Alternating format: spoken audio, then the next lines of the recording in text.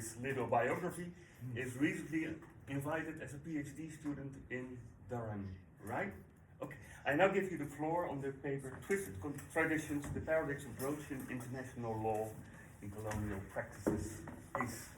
Thank you. And also thank you to the organizer for inviting me for this event. Besides academic research, I also have to work as an associate in a chamber of arbitration investment disputes. So I study the art of expropriation on a daily basis as bread and butter. Having said that, I do want to be slightly provocative even from the outset and offer two quotes from persons who we perhaps all admire. First is, and I quote James Crawford here, who said, "International law does not require a patina of the ages in order to be accepted as worthy, even if it were the function of scholars to present it as worthy." Marty Koskiniemi follows up and says, "It is relevant to note that in the setting of the parameters of international law, it is rightly to be skeptical of the narratives of histories of international law, noting only that such a case of history gives a false impression of unbroken progress, but may also be burdened with contestable assumptions about what was central and what was peripheral, what valuable and what harmful. Above the past, that flattens the work of individual lawyers into superficial decorations on the surfaces of silent flow of periods of one another." With that rather mouthful, I'd now like to discuss work of said gentleman about whom we've had a marvelous keynote address and also theoretical underpinning discussing the histories. And for those two reasons, I shall not discuss too much of history, only to share what I expect to do in this draft paper and also in this presentation, which is to invoke these concepts ingrained in these areas of work, but also look at them from the colonial perspective and how the colonies reacted to them, specifically the humanitarian rhetoric that they take, the brutality of their conquests, and also the harsh realities that the colonial rulers brought with them. There also supposes to be a moral responsibility and duty to civilize the empire, and also to Christianize the indigenous societies and populations, to the veneer of legitimacy, to the violent and coercive practices employed during colonizations. Private trading companies, such as the British East India Company, but also the Dutch East India Company, offer a quasi-governmental entity in their very essence. Of course, this is something that all of us here know, but the last sort of nugget of history that I want to offer before I start discussing the substantive issues, and I'll move quickly through the history, but this is something that I really want to zero down on, and I do suspect this is Oppenheim now. So Oppenheim says that, like any social phenomena, international law is a complex set of practices and ideas, as well as the interpretation of these practices and ideas and the way we engage in them or interpret them cannot be dissociated from the larger professional, academic, or political projects that we have.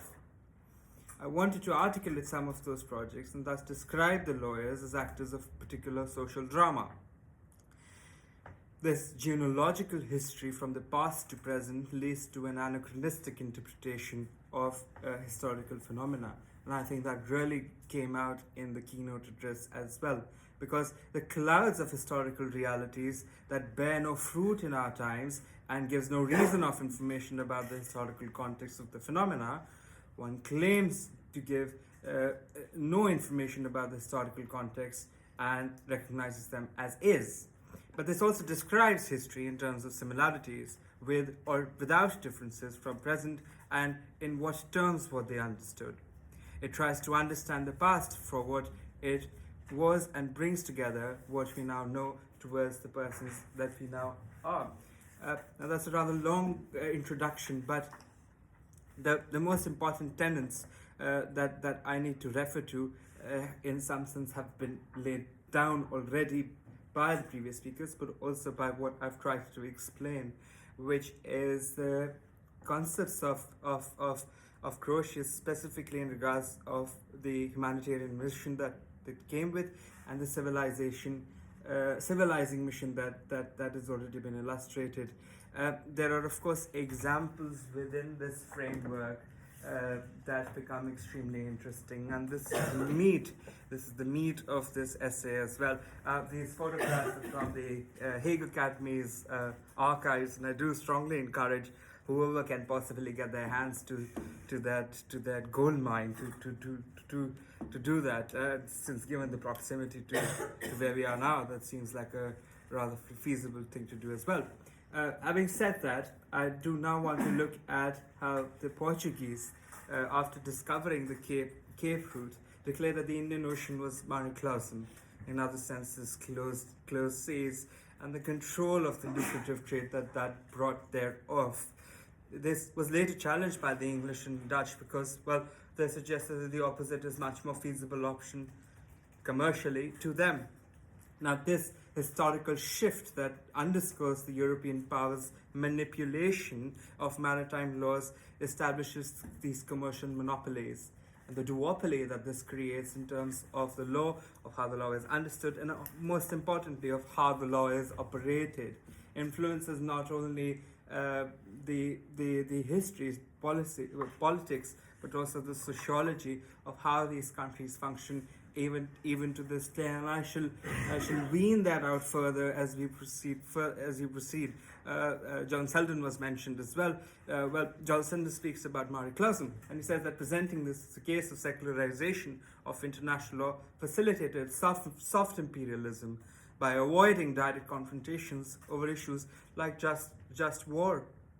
Selden's work, contrasting with Mare Liberum, supported the establishment of dominions over the high seas in the English and the Dutch imperialists, marking the strategic difference and a shift that was furthering the colonial ambitions of those with theological ambitions and justifications as well. So this legal and political maneuvering becomes one of the most important things that needs to be zeroed down on.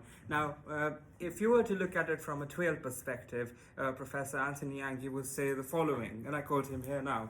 Grotius' writings on just war provided a framework for what was considered a legitimate war. Colonial powers, under the guise of bringing civilization or responding to all alleged slavery, often claimed that the wars were just under the Grotian principles.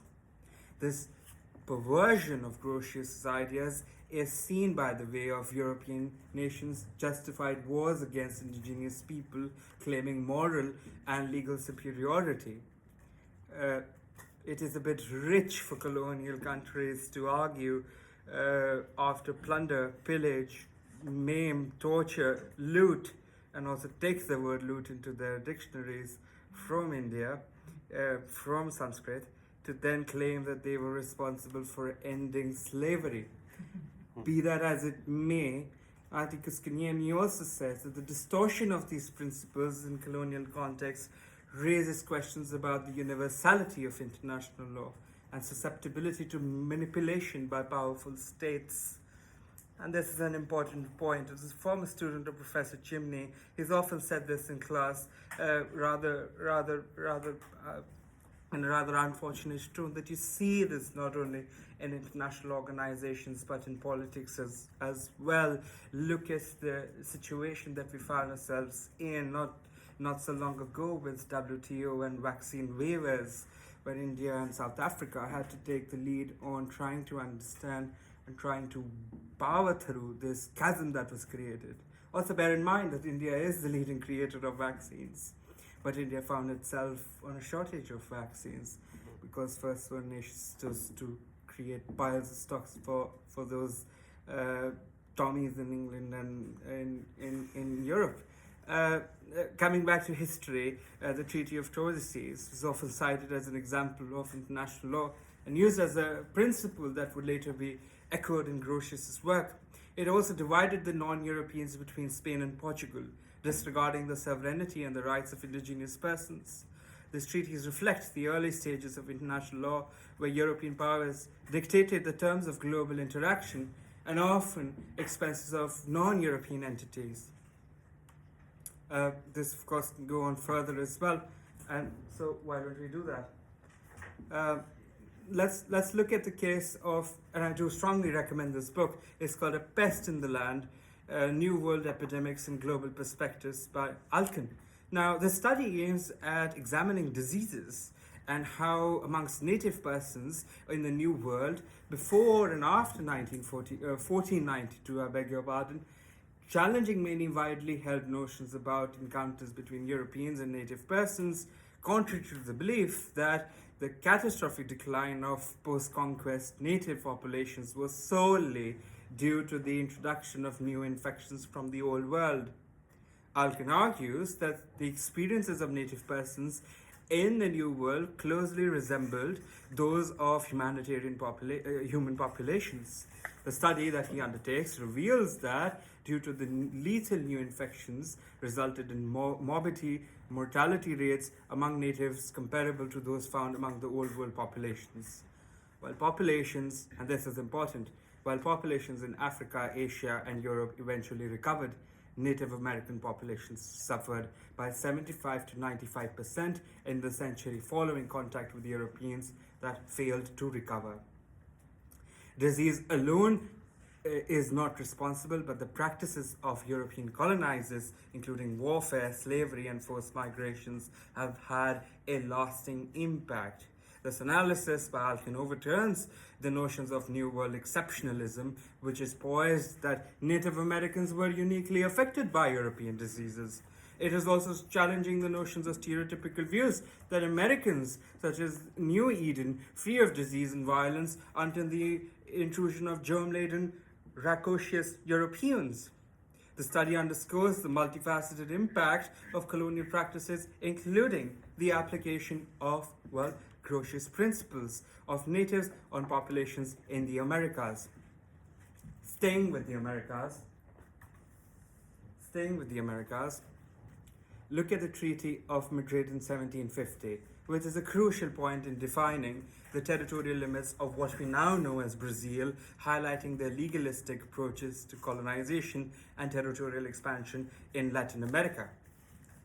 Look at the Treaty of Tordesillas that I've already mentioned, which extended beyond territorial demarcation and evidenced as the expansive anthropological experiment initiated by the Spanish and the Portuguese through sanctioning of African slave trade and the division of the world trade between two powers. I now, at this instance, remember a book that I was recommended by Ian Morris, which discusses the golden quadrilateral of slave trade. Keeping those points aside, I now swiftly want to look at Asia. So do know I do want to see how I am on time. Yes. Asia is also an interesting example. Sean, of course, discussed the Indian example, but look at a different one. Consider the Indonesian archipelagos, particularly Banda Islands, which was famous for spice trades. Now, this is an interesting example because it provides a vivid interplay between the mercantilist ambitions and the principles of just, fair, war, and also trade. It seems rather hard to separate these concepts in order to fully understand what they actually meant. But the spice trade in not only the Banda Islands but also in the Macau Islands offer very strong examples because there was an extermination campaign that was started against these persons, and also the forced displacement, but also severe punitive measures. I can't but help myself mentioning India and the weavers whose hands were chopped, and all the fine muslin cloth, which was known as to be as light as air, was then sent back to Manchester and Leicester, and then sent back to India in imports and tariffs, crippling the Indian economy, which before the empire took its full hold was one of the most powerful economies of the world.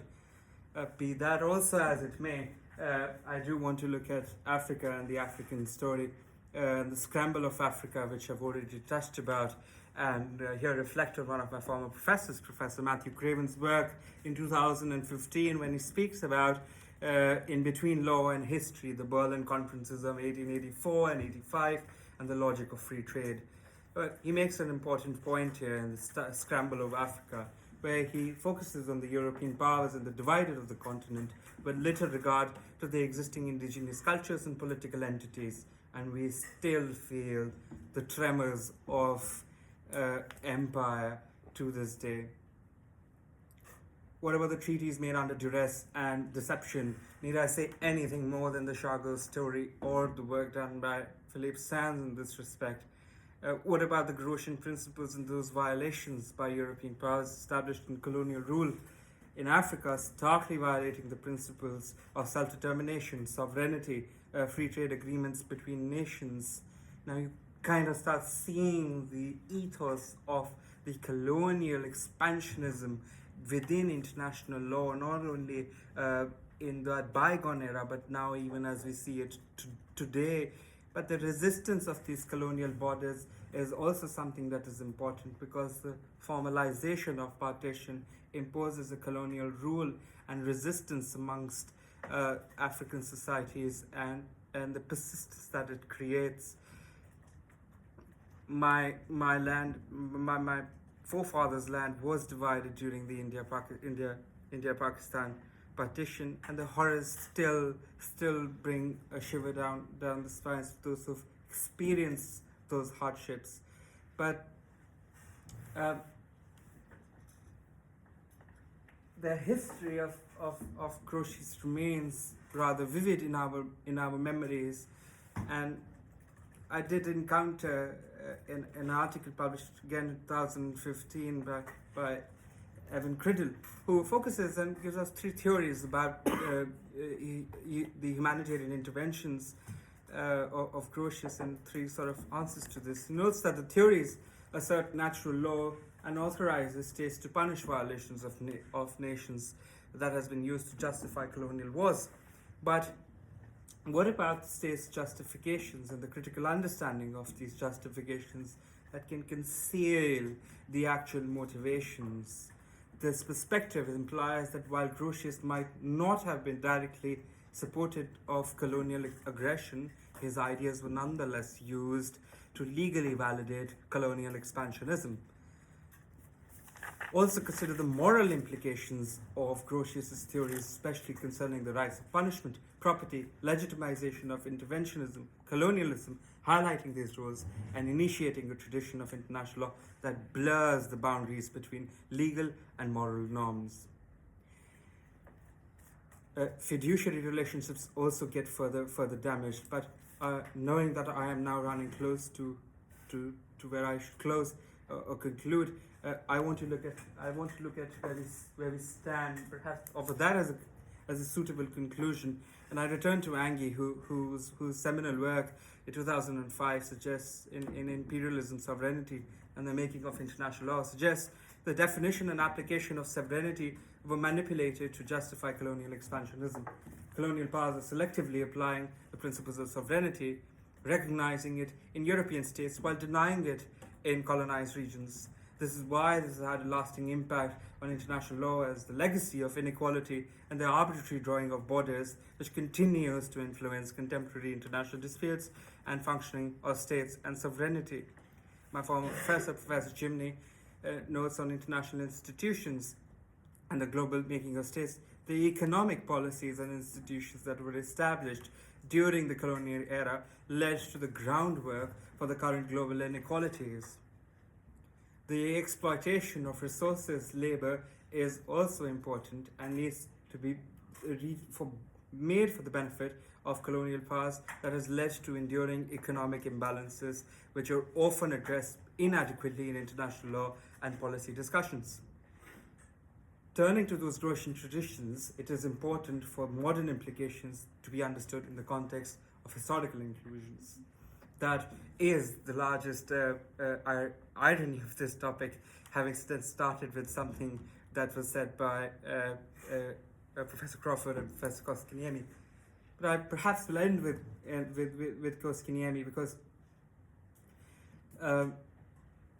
these ideas of legitimation that were laid down by Grotius have been weaponized for social expansionism writ large, and perhaps use that as a chapeau. And the aim, at least for this essay, has been to look at the paradoxical application of these Grotian principles in colonial contexts, which necessitates a nuanced synthesis of the argument, which perhaps I at least do hope that this essay has been able to put out. I do thank everyone for their patient listening. I do also apologize for coming late, but that was not in my hands. The airport in Berlin was not to its best efficient abilities, and that is not something that I can control. But thank you very much, and I do look forward to hearing everyone's thoughts. Thank you. Thank you, Ankit, for this undoubtedly